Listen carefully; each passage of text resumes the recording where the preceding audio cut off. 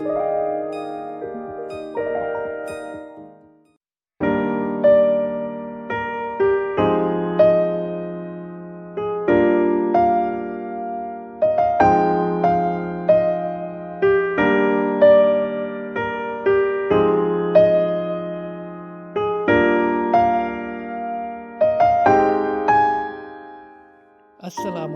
دوستو، آپ کے اعتماد اور ساتھ کا شکریہ۔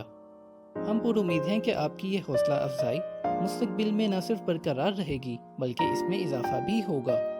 ادب سرائے ایک کاوش ہے دنیا کے بہترین لٹریچر کو آپ کی اپنی زبان میں آپ تک پہنچانے کی۔ یہ تحریر سنانے سے پہلے میری آپ سے گزارش ہے کہ ہمارے چینل کو سبسکرائب کریں تاکہ یہ اور اس جیسی بہت سی تحریر آپ تک پہنچ سکے۔ شکریہ۔ ادب سرائے۔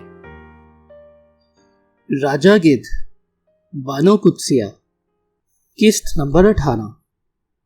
ریڈیو اسٹیشن پر انٹرویو دینے کے بعد میں سیدھا یونیورسٹی پروفیسر سہیل کے پاس چلا گیا۔ جس وقت وہ اپنی کلاس سے فارغ ہو کر باہر نکلا تو کچھ دیر کے لیے ہم کیفیٹیریا میں بیٹھے رہے۔ یہاں ہماری باتیں بالکل زمینی تھیں۔ تمہیں کیسے پتا چلا کہ میں یونیورسٹی میں ہوں؟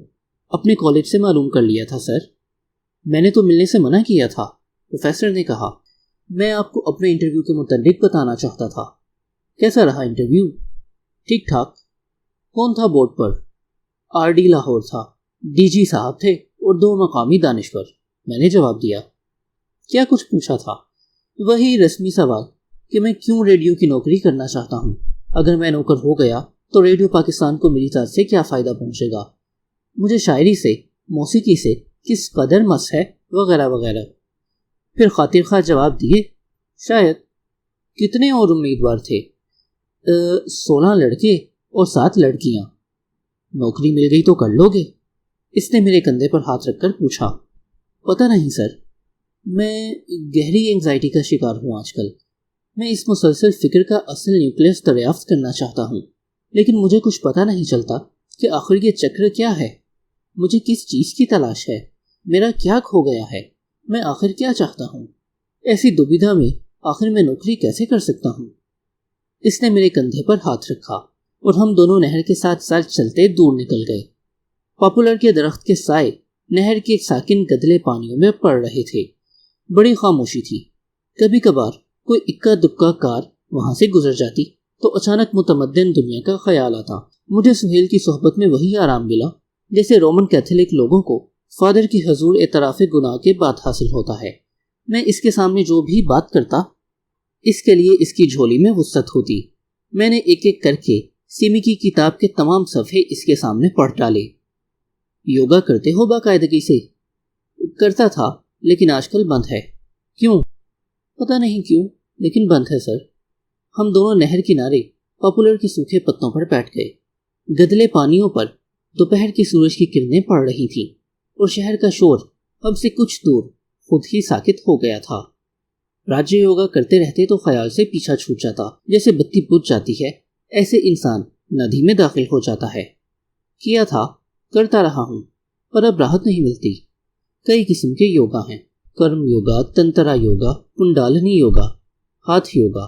چاہو تو یوگا بدل لو، لیکن یوگا کرتے رہو۔ میں خاموشی سے پانیوں کو دیکھتا رہا۔ میں خود یہ نہیں جانتا تھا کہ مجھے کیا چاہیے۔ کرم یوگا تمام تر تیاگ ہے۔ اس میں اپنے کسی فعل کا مثبت یا منفی اثر طبیعت پر نہیں پڑتا۔ شاید اس سٹیج پر تمہارے لیے یہ تسلی بخش نہ ہو۔ میں نے لہجہ بھر کو اس کی شکل دیکھی اور پھر چہرہ جھکا لیا۔ میرے لیے اس کی تمام باتیں قریب قریب مجہول تھیں۔ ہاتھا یوگا بہت روایتی طریقہ ہے۔ اس پر عمل کر کے انسان اپنے ریفلیکسز پر قابو پا لیتا ہے۔ دل کا بند کرنا، انتڑیوں کا ہلنا، سانس کا کنٹرول، حتیٰ کہ اگر ایسے یوگی کو سمادھی کی حالت میں زندہ دفن بھی کر دیا جائے تو ذہن کو جسم پر سبقت حاصل ہوتی ہے۔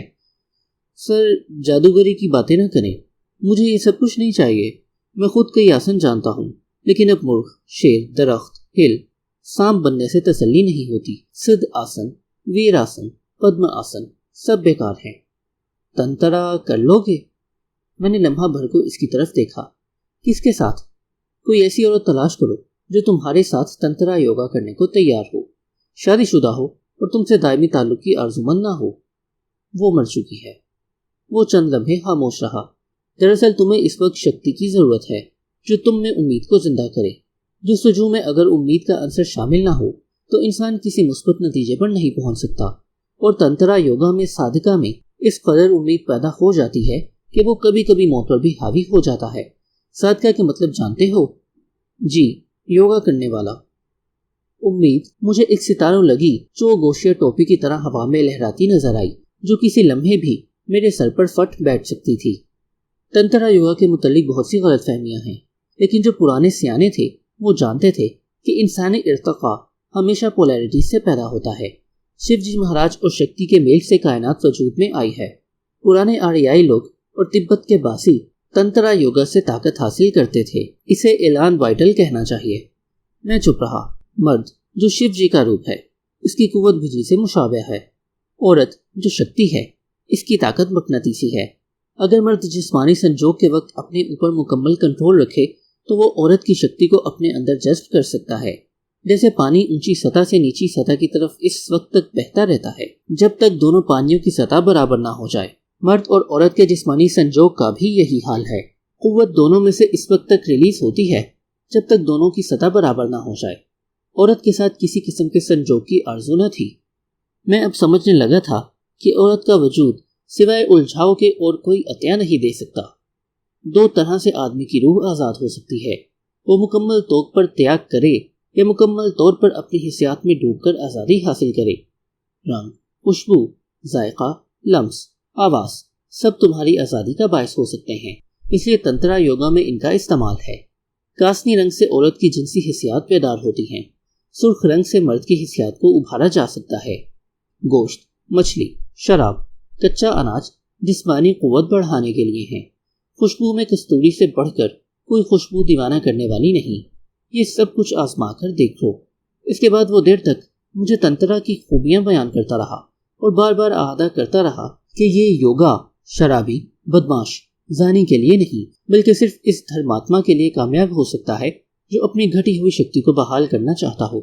اگر تنترا کے لیے کوئی عورت مل جائے تو مرد کو ہمیشہ یہ یاد رکھنا پڑتا ہے کہ یہ سنجوگ گو بظاہر جسمانی ہے، لیکن اس کا اصلی جوہر اپنی ذات پر کنٹرول سکھاتا ہے، اور جس طرح سانس لیتے وقت پر ان کو ہوا سے لے کر پھیپھڑوں میں داخل کرتے ہیں، ایسے ہی تنترا کرتے وقت عورت سے شکتی حاصل کر کے اپنی کنڈالنی کو، جو تمام تخلیقی طاقتوں کی جان ہے، بیدار کرتے ہیں۔